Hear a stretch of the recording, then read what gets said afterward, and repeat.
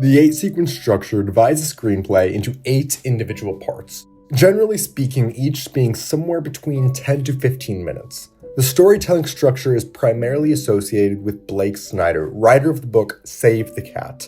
However, it's important to note that the concept is heavily derived from classical Hollywood, otherwise known as the Golden Age of Hollywood, which spanned from 1920s to the late 1950s, with some film historians even extending the period into the early 1960s. The 8-sequence structure's original purpose was more practical than you might think. Breaking down a screenplay into manageable parts was essential for the creation of a feature film back in the day. In the early days of Hollywood, movies were distributed on reels of film, each lasting somewhere between 10 to 15 minutes. And thus, the 8-sequence structure was born out of the necessity for the technology of the time and as a useful tool for storytelling as a whole. As a result, it was very commonly used in studio-era Hollywood, with filmmakers like Frank Daniel teaching the structure extensively. Years later, in 2005, Snyder adapted and popularized it for modern storytelling by combining it with his famous beat sheet to create a more commercially viable structure for screenplays. Snyder's method emphasized very clear turning points and emotional beats, trying his best to make the structure as accessible as possible for writers by dividing it into 3 distinct acts.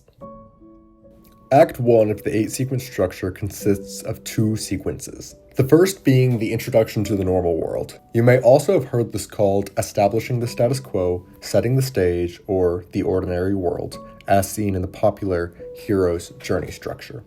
This is the part of the movie where we are introduced to the main characters, their everyday lives, and who they are before they become the hero or villain they will become. Sequence 1 always ends with the inciting incident, also known as the call to action.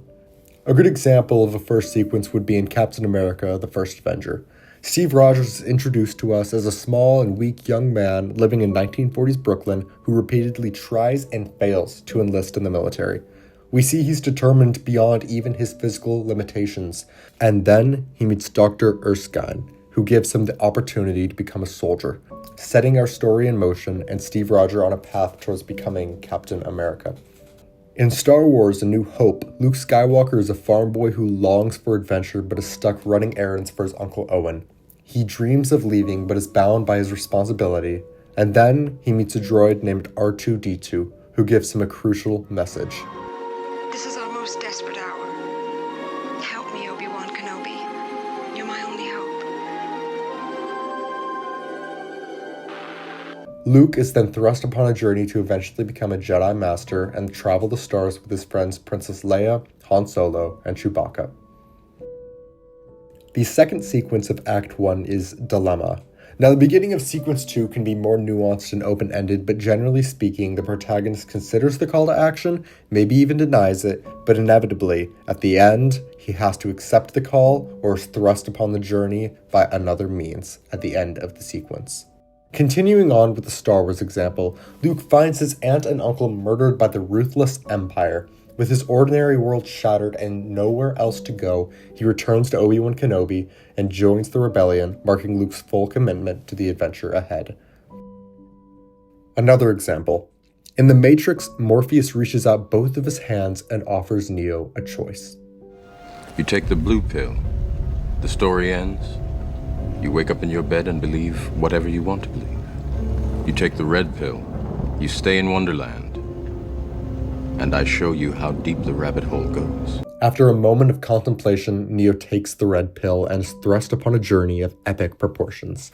This is a wonderful reference to the Sequence 2 of Alice in Wonderland, the 1951 film. In Sequence 2, Alice literally falls down a rabbit hole, finding herself in a bizarre, unfamiliar world. The acceptance of her call, also known as the lock-in, happens when she decides to follow the White Rabbit further into Wonderland, where she makes the choice to continue exploring this strange new world. This marks her full commitment to the adventure and her wild journey ahead.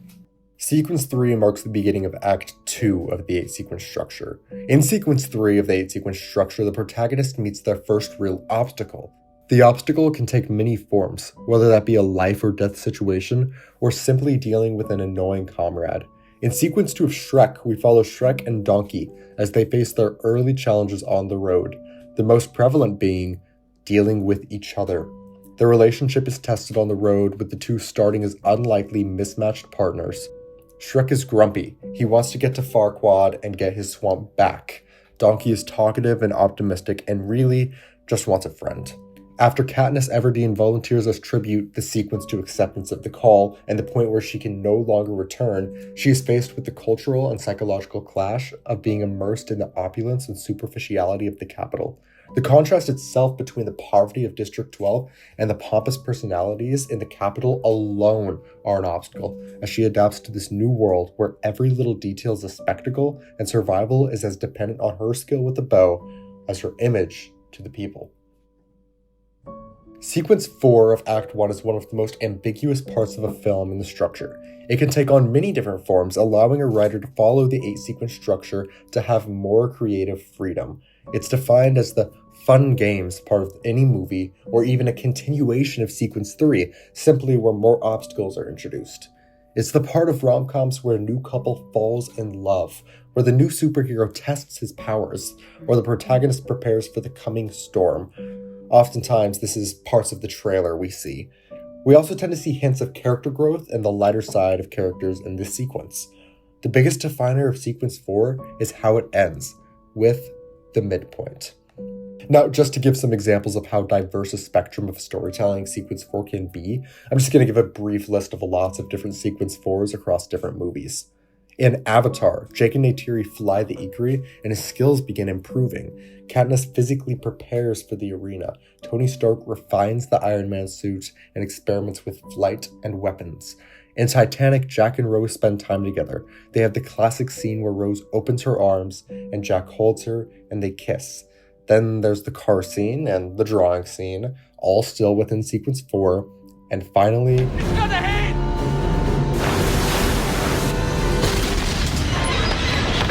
the iceberg hits.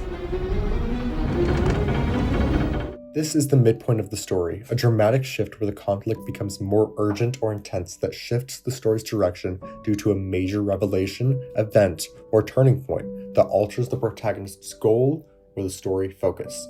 This is where Titanic transitions from a romantic adventure to a fight for survival, where Katniss leaves the training grounds of the capital and the arena countdown begins, marking the reality of her situation.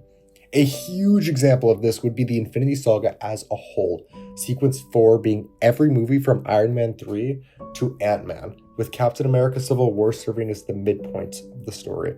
Steve and Tony are at odds, and it ends with the decimation of the Avengers, which becomes crucial for the rest of the saga going forward.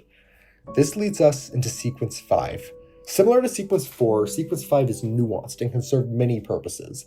It takes place directly after the midpoint, and often is how the protagonist reacts to the midpoint. It's sometimes called the fallout. Generally speaking, there are twists and turns, secrets revealed, tensions rise, relationships are tested, obstacles get even more challenging to overcome, and the protagonist typically rebels against whatever growth they're confronted with.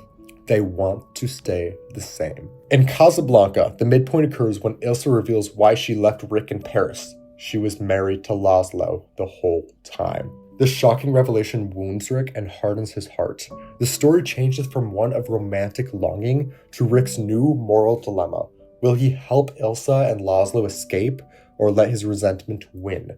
The following sequence consists of the fallout. Rick drinks his sorrows away at his club after closing time. He's angry, he's bitter, and he's broken. Ilsa tries to speak with him, but he lashes out in anger. The snazzy, cool man running the hottest club on the block has reverted from everything he's grown to be, turning into a cynical, regretful man. When Laszlo seeks Rick's help, asking for the letters of transit, Rick refuses. The stakes rise as Laszlo's situation becomes more dire. Without those papers, he will be captured, he will be sent to a concentration camp, and he will be killed.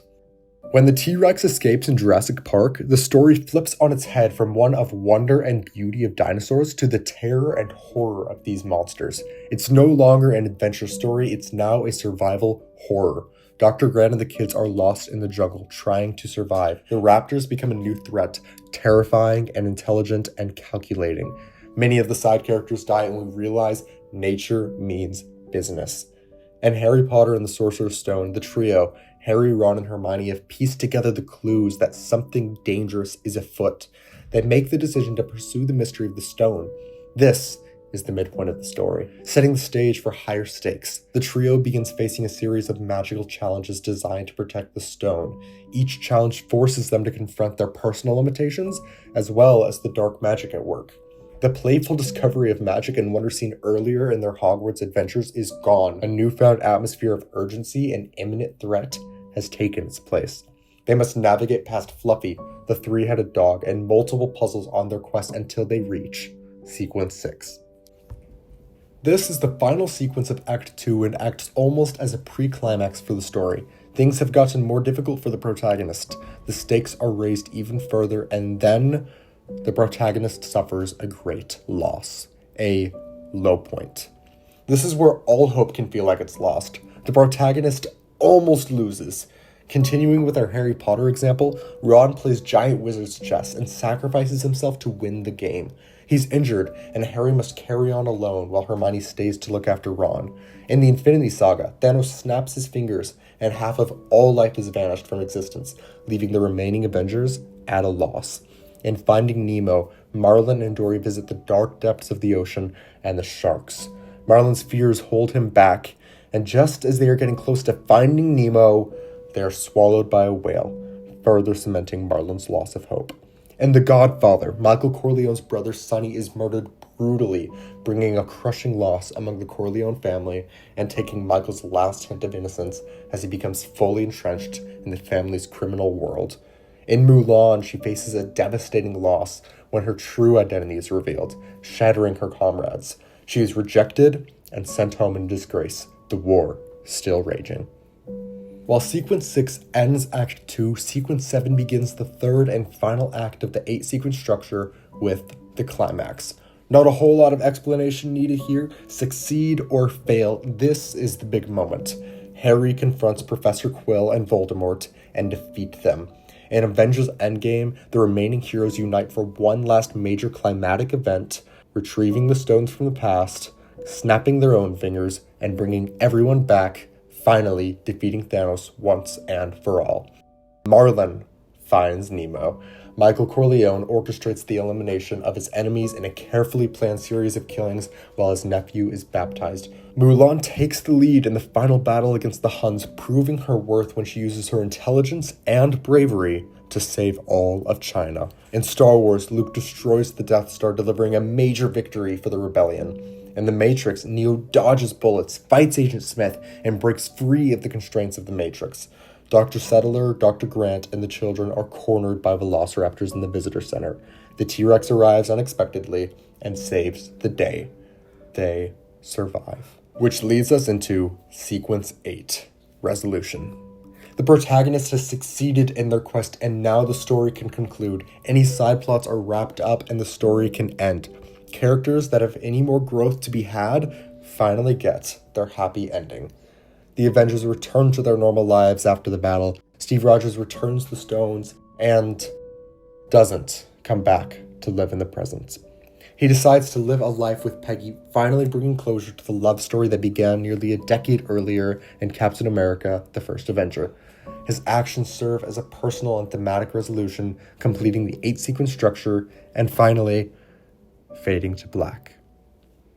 The 8-sequence structure is one of the best storytelling structures one can use to build a successful story, whether that be in a single movie or across an entire film franchise.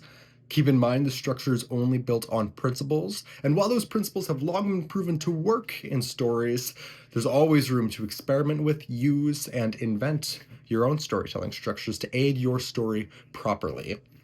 While the sequence structure was originally made to be used in films, it can definitely be applied in other mediums of storytelling. However, that's definitely going to require some tweaking. Just keep that in mind. It's also worth mentioning just a couple little things about the structure that generally can be tweaked and still be considered the 8-sequence structure. For example, perhaps the protagonist actually loses at the climax of the story, something like Sequence 7. Then you want them to have a major victory in Sequence 6. There's also kind of a hidden sequence at times that can kind of be squashed between two others. I like to call it a Sequence 6.5. This would consist like of the protagonist rebuilding, maybe recooing at the end of a major victory or loss in sequence 6. A lot of stories have this. A lot just jump straight into sequence 7. Again, just kind of play it by ear. And then finally, there it is, the 8-sequence structure laid out in all its glory. Again, remember the structure is only built on principles, not hard and fast rules. I'll leave some links to resources below where you can learn more about the 8-sequence structure so that you can apply it further in your own storytelling journey. Be sure to like and subscribe for more. I'm going to try to put out more videos like this one at a greater frequency going forward, so definitely come back and check out what else I've got. With all that said, have a great rest of your day, and thank you for watching.